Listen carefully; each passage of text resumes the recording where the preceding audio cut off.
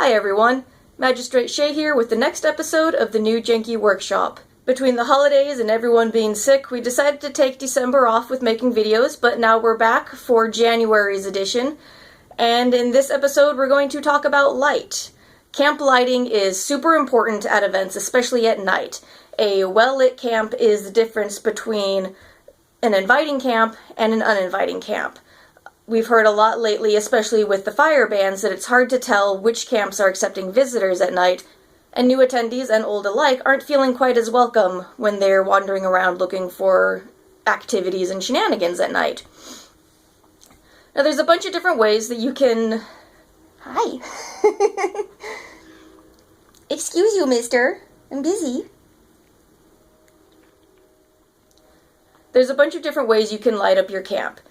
Camp lanterns, whether battery or gas-powered, are pretty common. They throw off a lot of light, and they get the job done. They don't look great, but they get the job done, and you can usually find them for a pretty good price. If you're going more for ambiance, Dollar Tree and a lot of other stores have battery-powered candles that will last you most of a season, if not longer. The Dollar Tree ones usually last about a season, and that's with being run multiple hours a day over the course of several events.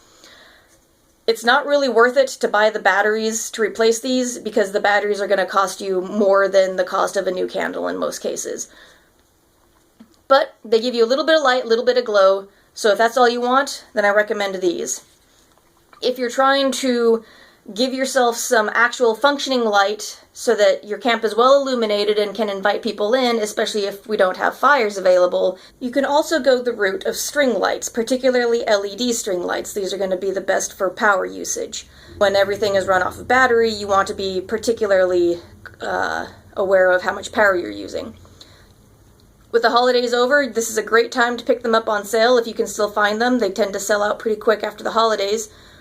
Or you can always find them online for a pretty good deal. But if you're looking for something to throw off a lot of light but still maintain a great ambiance, you might try your hand at converting a chandelier from a hardwire setup to a plug-in setup. For example, I made this one a couple years ago for the camp. I found the fixture at a architectural salvage shop here in Tacoma, and the fixture itself cost, I believe, $20 or $25. All I had to do was replace the cord.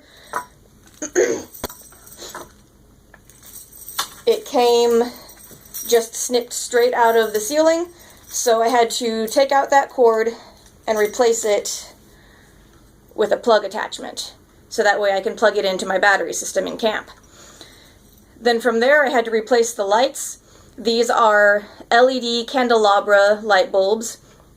I believe they're a base E12, and then I painted the metal gold, stained the wood up, and it works great. It'll run for several hours on my little battery box that I got at Harbor Freight that's used for jumping cars. And it looks great. It throws off a lot of light. I believe these are 40 watt equivalent. They only use 4 watts of power though.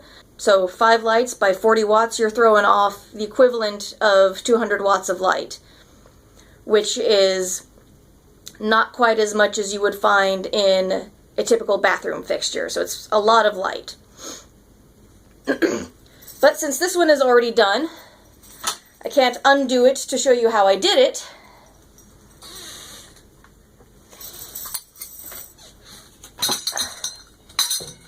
So I got another one.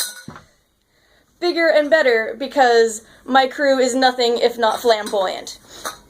This one is shockingly light, and that's something that you want to be particularly aware of when you're looking for these chandelier fixtures, is you want one that's light enough to be held up by whatever structure you're attaching it into. The old one that I did a couple years ago, that one can be held up just fine by our pop-up structures. This one, just to be safe, we're probably only going to use it in the sturdier pull pop-ups. Just because those are a little stronger, they can take a little more weight hanging from them. So your first step in acquiring a chandelier is, again, architectural salvage shops. These are going to be by far your best friend for this. Tacoma has two that I am aware of. There is Earthwise and Second Use. I got the other chandelier at Earthwise, and I believe this one came from Second Use. And this one only cost me $25, I think, for as it is right now. So no light bulbs, this hideous paint combination, and just straight out of the wall. Wires cut. So to convert this into a usable chandelier, you are going to need a couple things.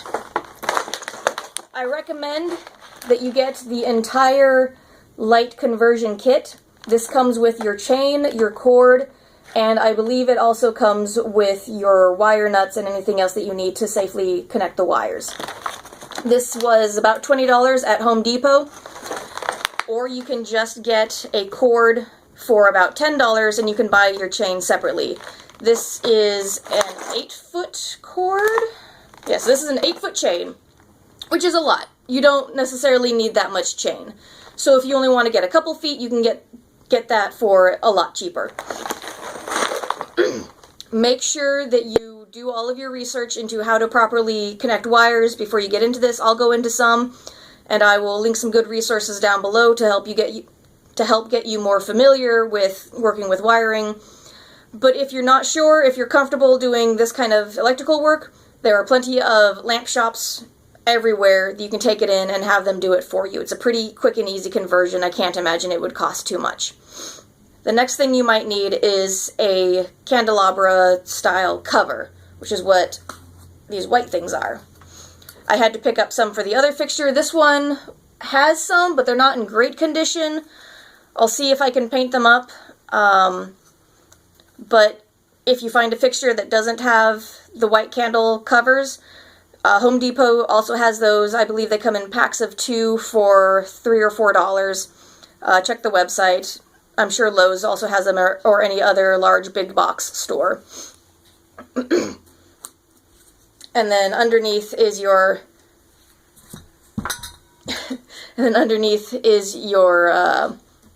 candle socket. And you want to make sure that it has the cardboard insulator on it. If it doesn't, you might need to replace the socket, which is not hard, but slightly more involved. Alright, I think that's the basics, so let's take this bad boy apart and see what we have. Usually, fixtures like these will screw apart. We've got this little nub coming off the bottom. It's full of gross stuff. Alright, there we go, second piece. So now inside, we can see all the wiring, how it comes down the center shaft and then spreads out to each of the lights. I'm not sure how I feel about those cords. I'm going to take a better look at them, see what kind of condition they're in. I might need to replace all of them. Hopefully they're just dirty, but let's take a closer look.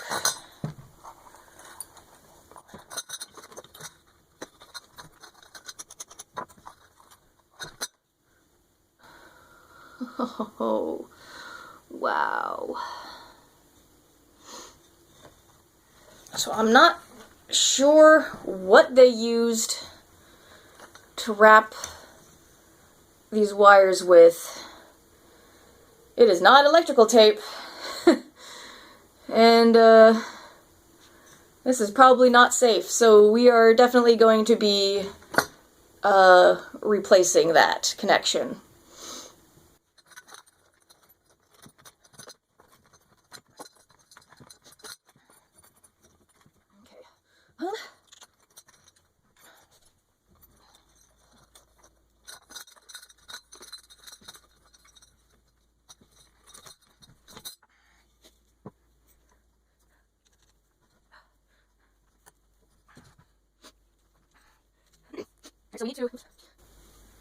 So we need to bring this little piece of wire through the rod, because this is the one that we're going to be replacing with the new cord.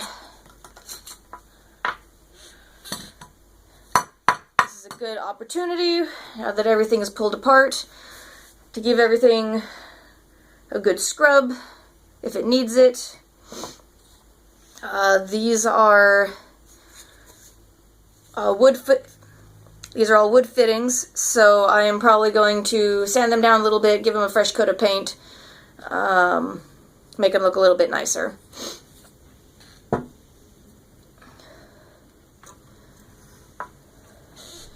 So to give you guys a better look,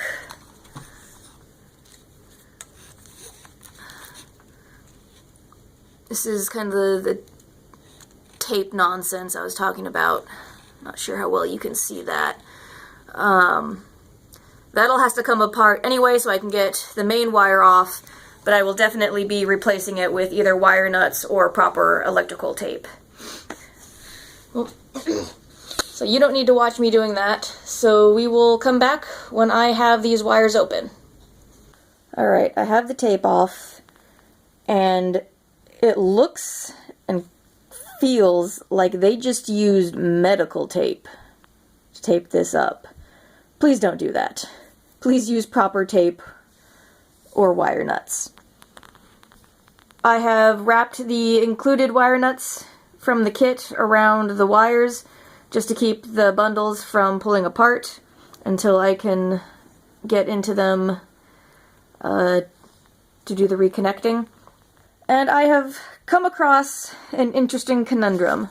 Normally sockets, light sockets, will have a brass screw, which, let's see if we can get a clear shot on that. A brass screw and a silver screw. This one, however, has a brass screw and a black screw, which does me no good. So I'm going to have to do a little bit more research on this thing to figure out which is which down at these bundles, because one is the hot wire and one is the not hot wire. So I need to find out which is which, because the hot wire from my cord bundle, which I've marked for myself by pinning the wire down, needs to attach to the cords going to the brass wire. This follows common convention of black to brass, and that's your hot wire. That's the one that's bringing in the power. The other normally white wire, which goes to the normally silver wire, is your neutral. If you switch the wires, it will still work, but the inside of your socket is going to get hot while the power is running to it, and that can cause your bulbs to burn out, and while you're switching bulbs, if you accidentally touch the metal in there, that'll give you a real good shock. So you want to make sure that your hot wire is connecting to the proper part of the socket. The way you determine which is your hot wire on your plug is you'll have a polarized plug, and that means one is skinny, one is fat. Your skinny tong is the hot one, and on the cord you'll find the two pieces. One is smooth all the way around, and one side will have a ridge on the outside. The smooth one is your hot wire. So in traditional terms, this is your black wire. So let's figure out what's going on with this mess. Try and fix it. Alright, after some trial and error and a little bit of investigative work, I'm pretty sure I have it figured out of which side is hot. I am like 95% certain that it's this one. Again, if you're not confident in your electrical skills, please take this to a lamp shop. They will be more than happy to do this for you.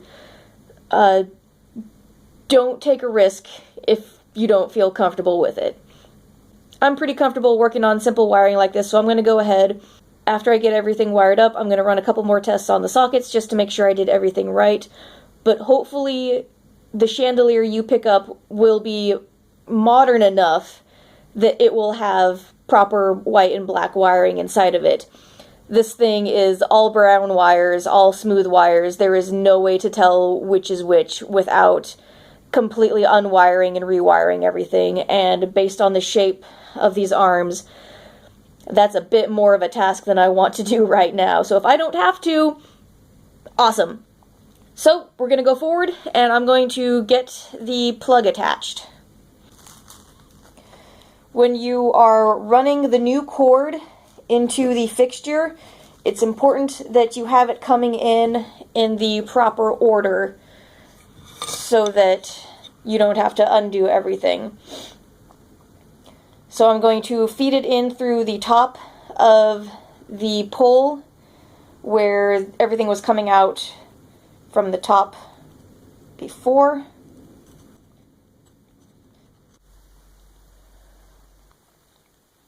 Alright, got the cord through. Snug it in a little bit.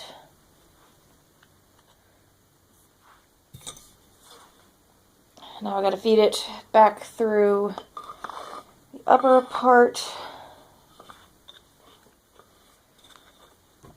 Reattach our fitting so that it doesn't pull through.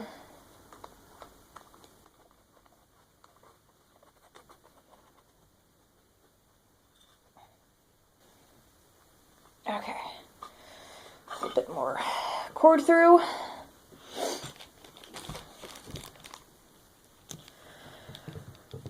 Okay, and again, for the hot, we are looking for the smooth wire.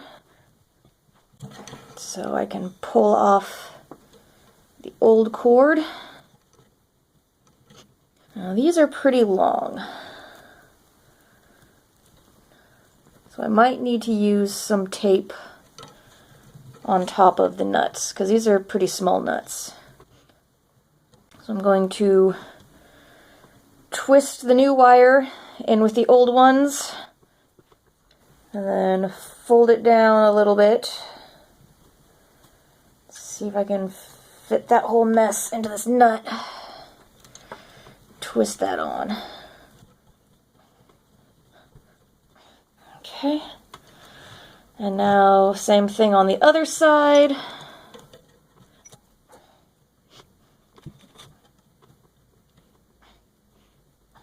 Twist that on.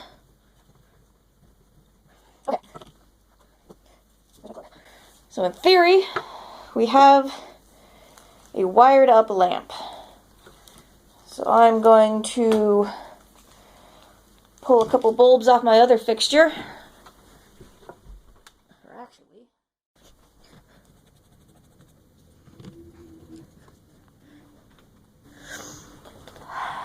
all right, it's the moment of truth. We have light. Huzzah! So we have a functioning lamp now. So now I need to unwire it again, put the chain on the cord, rewire it, and pick up a few more light bulbs and put this thing back together, and we'll have a functioning chandelier. And that's the simple version of converting a candelabra chandelier from a hardwired ceiling mounted format to a plug powered format that you can use on site. If you give it a shot, please show me what you did. I would love to see more of these around site. I think they're amazing and they put out loads of light.